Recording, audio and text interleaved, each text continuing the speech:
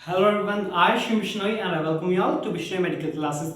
तो आज की वीडियो में हम लोग करने वाले हैं essential fatty acid and trans fatty acid. ये आपके दो अलग अलग टॉपिक्स हैं, काफी छोटे टॉपिक हैं और मैं आपको ये दोनों इसी वीडियो में कवर करवा दूंगा। तो पहले हम लोग बात करते हैं एसेंशियल फैटी एसिड की। तो एसेंशियल फैटी एसिड्स क्या होते हैं, पहले यहां पे डेफिनेशन लिखो ऑफ एसेंशियल फैटी एसिड।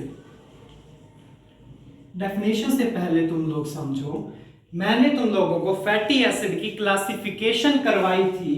उसके अंदर मैंने फैटी एसिड को टू टाइप्स में क्लासिफाई किया था। जो फर्स्ट क्लासिफिकेशन थी वो थी सैचुरेटेड फैटी एसिड, और उसकी जो नेक्स्ट क्लासिफिकेशन थी वो थी अनसैचुरेटेड फैटी एसिड। और जो अनसैचुरेटेड फैटी एसिड थे वो आगे टू टाइप्स में क्लासिफाइड थे।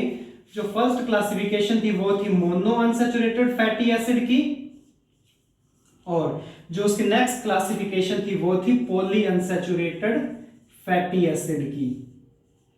और जो तुम्हारे पॉली अनसैचुरेटेड फैटी एसिड्स होते हैं, जो तुम्हारे पॉली अनसैचुरेटेड फैटी एसिड्स होते हैं, उनमें से कुछ फैटी एसिड इस तरह के होते हैं जो तुम्हारी बॉडी सिंथेसाइज नहीं कर पाती, जो तुम्हारी बॉडी खुद सिंथेसाइज नहीं कर पाती, और वो हमें एक्सटर्नल सोर्स से अपनी डाइट के थ्रू लेने पड़ते हैं, और उन्हीं फैटी एसिड को हम एसेंशियल फैटी एसिड बोल देते हैं।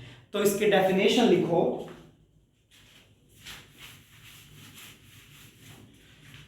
essential fatty acid refer to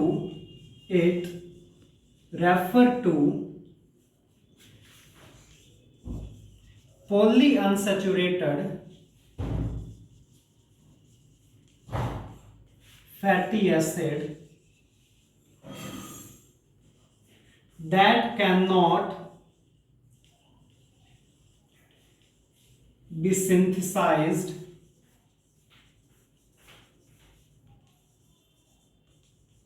by the body, and therefore we have to take those fatty acids with our diet, and therefore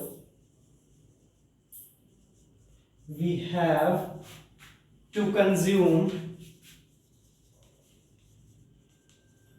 that fatty acids with our diet, या फिर मैं कहूं कि food. अब जो फैटी एसिड्स हमारी body नहीं बना पाती, और इसीलिए हमें उन फैटी एसिड्स को हमारे फूड या फिर हमारी डाइट के साथ लेना पड़ता है।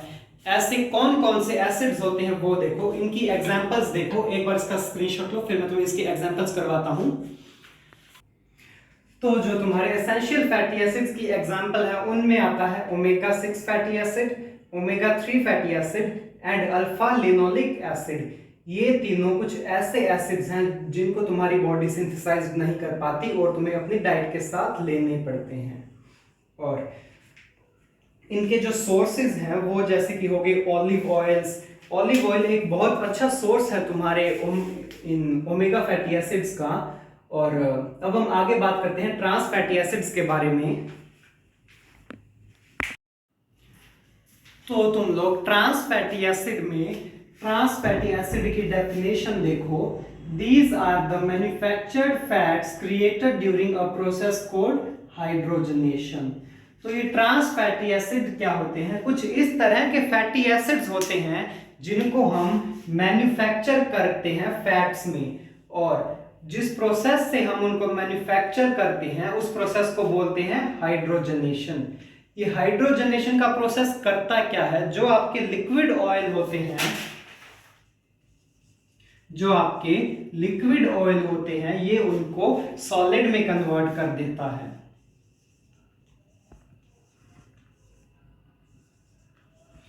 और इसी वजह से ये जो ट्रांस फैटी एसिड हैं ये आपके लिए बहुत ज्यादा हानिकारक होते हैं। और इसके साथ साथ ये जो ट्रांस फैटी एसिड हैं ये आपके एलडीएल कोलेस्ट्रॉल के लेवल को इंक्रीज करते हैं।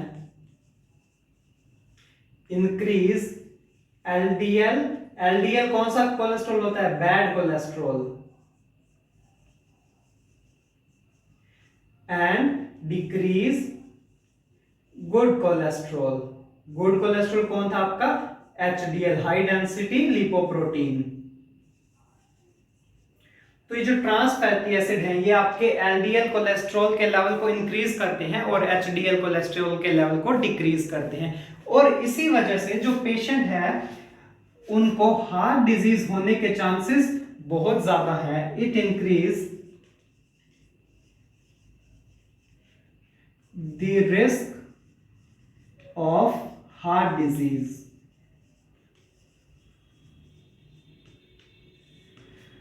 तो ये जो ट्रांस फैटी एसिड खाने से पेशेंट्स को हार्ट डिजीज की कंडीशन बहुत ज्यादा हो जाती है। अब देखो sources of trans fatty acid.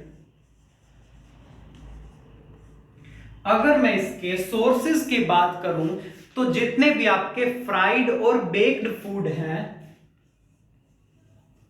Fried and baked food है, वो आपके ट्रांस फैटी एसिड के सोर्सेज हैं। इनकी एग्जांपल देखो, जैसे केक, बिस्किट, और तुम लोग क्या लिख सकते हो, जैसे तुम्हारे क्रैकर्स, केक हो गए, बिस्किट हो गए, क्रैकर्स हो गए, ये सभी, इन सभी में ट्रांस फैटी एसिड्स होते हैं जो आपके लिए बहुत ज्यादा नुकसानदायक होते हैं। और आप लोग जितना भी जंक फूड खाते हो ना, जैसे पिज्जा, तो पिज्जा में भी ये ट्रांस फैटी एसिड होता है जो आपके लिए बहुत ज्यादा नुकसानदायक होता है।